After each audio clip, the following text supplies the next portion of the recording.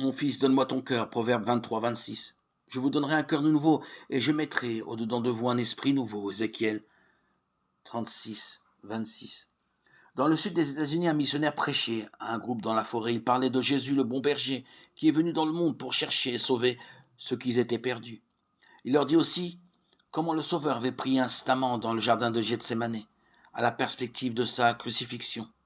Il décrivit comment il avait été pris par les hommes et soumis à un traitement infâme, puis abandonné par Dieu lorsqu'il souffrait et mourait pour nous. Alors un Indien s'approcha du missionnaire et les larmes aux yeux lui demanda: Est-ce que Jésus est aussi mort pour moi, pauvre Indien que je suis? Je ne peux pas donner de terre à Jésus, mais je lui donne mon chien et mon fusil. Le missionnaire répondit gentiment que Jésus attendait de lui quelque chose de tout à fait différent. Eh bien, je lui donnerai mon chien, mon fusil et ma couverture de laine. Je ne peux rien lui donner de plus. Je donne à Jésus tout ce que je possède.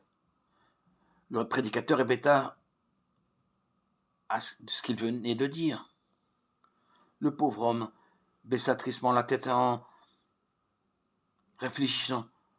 Soudain, il releva la tête avec plus de confiance et dit: Voici l'Indien lui-même.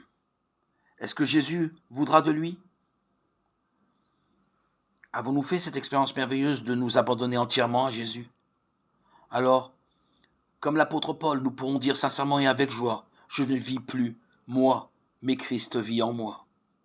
Ce que je vis maintenant, je le vis dans la foi au Fils de Dieu qui m'a aimé et qui s'est livré lui-même pour moi. Galates 2:20.